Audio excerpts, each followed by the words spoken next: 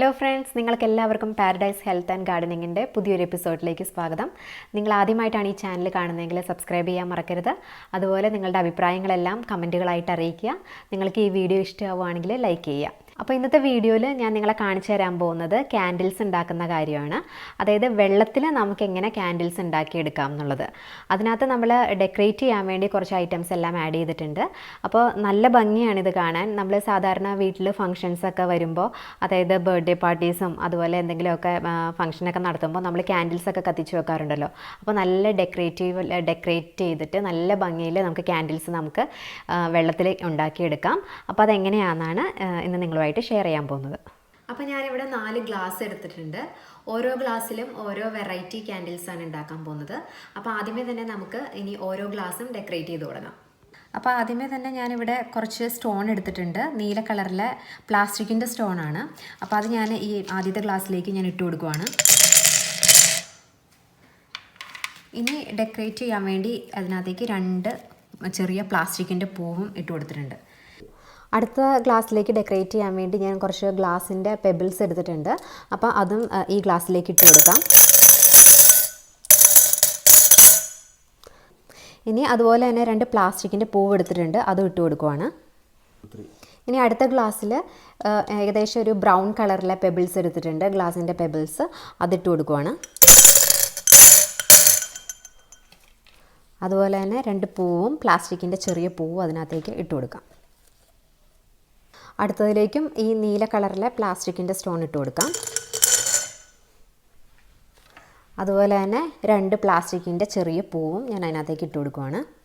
അപ്പോൾ ഇവിടെ പ്ലാസ്റ്റിക്കിൻ്റെ പൂവും പെബിൾസുമാണ് ഉപയോഗിച്ചിരിക്കുന്നത്. ഇപ്പം ഈ പെബിൾസ് അവൈലബിൾ അല്ല എന്നുണ്ടെങ്കിൽ ഇതിപ്പോൾ ഈ ഐറ്റംസ് തന്നെ വേണമെന്നില്ല. നമുക്ക് ഈ ക്യാൻഡിൽ ഉണ്ടാക്കാൻ വേണ്ടി നമ്മുടെ വീട്ടിൽ അവൈലബിൾ ആയിട്ടുള്ള പഴയ ഏതെങ്കിലും മാലയുടെ മുത്തുകളോ അല്ലെങ്കിൽ വള പൊട്ടിയതാണെങ്കിലും അങ്ങനത്തെ പൊട്ടിച്ച് വള വേണമെങ്കിൽ ഇടാം, നമുക്ക് കുപ്പിവള. അപ്പോൾ അതൊക്കെ അല്ലെങ്കിൽ അടിയിൽ കിടക്കുമല്ലോ, ഗ്ലാസിൻ്റെ അടിയിൽ. അപ്പോൾ അങ്ങനെ ഏത് ഐറ്റംസ് വേണമെങ്കിലും നമുക്ക് ഇതിനെ ഡെക്കറേറ്റ് ചെയ്യാൻ വേണ്ടി നമുക്ക് യൂസ് ചെയ്യാം. ഇനി അടുത്തത് ചെയ്യേണ്ടത് എന്താണെന്ന് വെച്ചാൽ വെള്ളം എടുത്ത് വെച്ചിട്ടുണ്ട്. അപ്പോൾ ഞാൻ വെള്ളം ഇതിനകത്തേക്ക് ഓരോ ഗ്ലാസ്സിൽ ഒഴിച്ചു കൊടുക്കുകയാണ്. അപ്പോൾ ഏകദേശം 3/4 ഗ്ലാസ് നമ്മൾ വെള്ളം ഇതിനകത്തേക്ക് ഒഴിച്ചു കൊടുക്കുകയാണ്.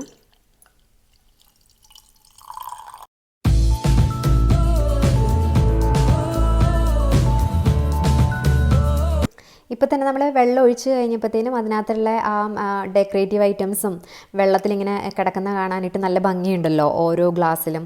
അത് നമ്മളിങ്ങനെ ക്ലിയർ ആയിട്ടുള്ള ഗ്ലാസ് എടുത്ത് കഴിഞ്ഞിട്ടുണ്ടെങ്കിൽ അതിൻ്റെ അകത്ത് ഇങ്ങനെ വെള്ളം ഒഴിച്ച് കഴിയുമ്പോൾ നല്ല ഭംഗിയിൽ ഇങ്ങനെ കിടക്കും. അടുത്തായിട്ട് നമുക്ക് ഈ വെള്ളം ഒന്ന് കളർഫുള്ളാക്കി എടുക്കണം. കളർഫുള്ളാക്കി എടുക്കാൻ വേണ്ടി ഞാൻ ഇതിനകത്ത് ഫുഡ് കളർ ആഡ് ചെയ്യാൻ പോവുകയാണ്.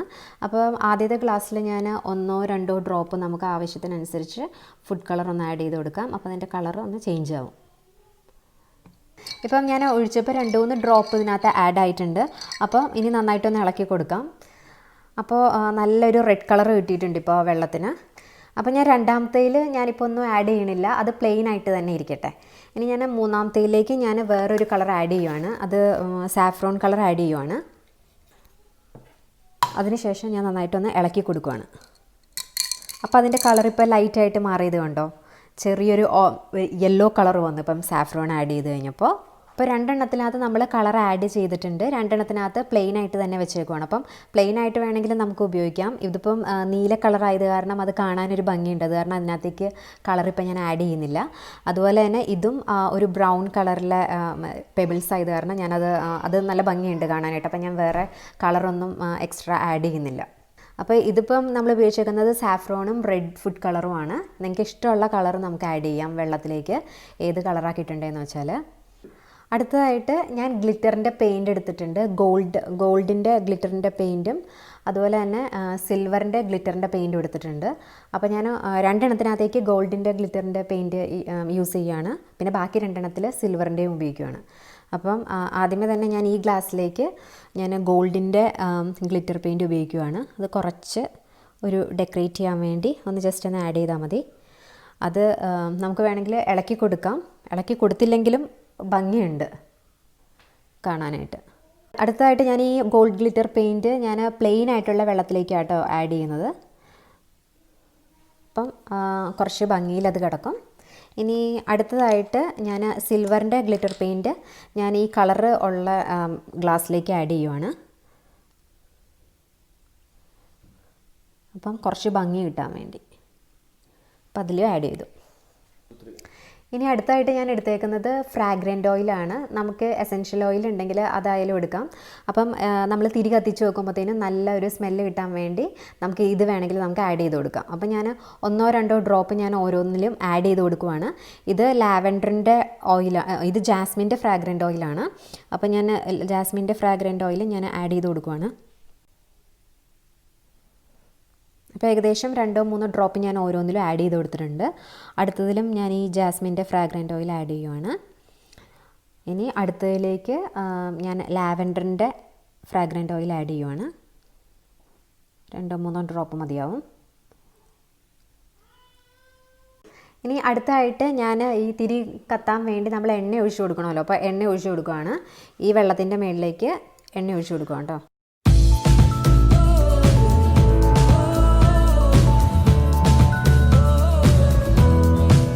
അപ്പോൾ നമ്മളെല്ലാത്തിലും നമ്മൾ ഓയിൽ ഒഴിച്ച് റെഡിയാക്കി വെച്ചിട്ടുണ്ട്. ഇനി നമുക്ക് ഇതിന് കത്തിക്കാനുള്ള തിരി നമുക്ക് റെഡിയാക്കി എടുക്കാം. അപ്പോൾ നമ്മൾ ഇത് തിരി ഉണ്ടാക്കാൻ വേണ്ടി നമ്മളൊരു പ്ലാസ്റ്റിക്കിൻ്റെ ഇതെടുത്തിട്ടുണ്ട്. പ്ലാസ്റ്റിക്കിൻ്റെ ഒരു പീസ് പോലെ എടുത്തിട്ടുണ്ട്. അത് മുറിച്ചെടുത്തേക്കുന്നതാണ്. എന്നിട്ട് നമ്മളിതിന് പിന്നെ വേണ്ടത് നമുക്ക് കട്ടിയുള്ള തിരി ഉണ്ടാക്കാൻ വേണ്ടി നമ്മളൊരു കോട്ടൻ്റെ തുണി ഇതുപോലെ എടുത്ത് വെച്ചിട്ടുണ്ട്. അപ്പോൾ നമ്മൾ സെൻറ്ററിൽ ഹോൾ ഇട്ടിട്ട്, പ്ലാസ്റ്റിക്കിൻ്റെ സെൻറ്ററിൽ ഹോൾ ഇട്ടിട്ട് നമ്മളിത് ഈ തുണി അതിനകത്തേക്ക് വയ്ക്കുകയാണ് ചെയ്യുന്നത്. അപ്പോൾ അതെങ്ങനെയാണ് ചെയ്യണതെന്ന് കാണിച്ചു തരാം. അപ്പോൾ നമ്മൾ ഈ തുണി എടുത്തിട്ട് ആ തുണിയിൽ ഒരു കെട്ട് ഇങ്ങനെ ഇട്ട് കൊടുത്തിട്ടുണ്ട്. അപ്പോൾ അതിങ്ങോട്ട് ഇറങ്ങിപ്പോവില്ല താഴേക്ക്. എന്നിട്ട് നമ്മൾ ഇതിൻ്റെ ഒരു ഭാഗം നമ്മൾ ഈ കെട്ട് മേളിൽ വരുന്ന രീതിയിൽ നമ്മൾ ഈ തുണി ഇതിനകത്തേക്ക് ഇറക്കി കൊടുക്കണം. അപ്പോൾ അതങ്ങനെ നിന്നോളും. അപ്പം ഇതുപോലെയാണ് നമ്മൾ ചെയ്യേണ്ടത്.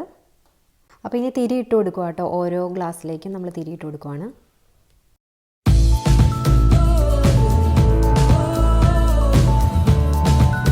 അപ്പോൾ നമ്മുടെ തിരിയെല്ലാം റെഡിയാക്കി വെച്ചിട്ടുണ്ട്. ഇനി നമുക്കൊന്ന് കത്തിച്ച് നോക്കാം.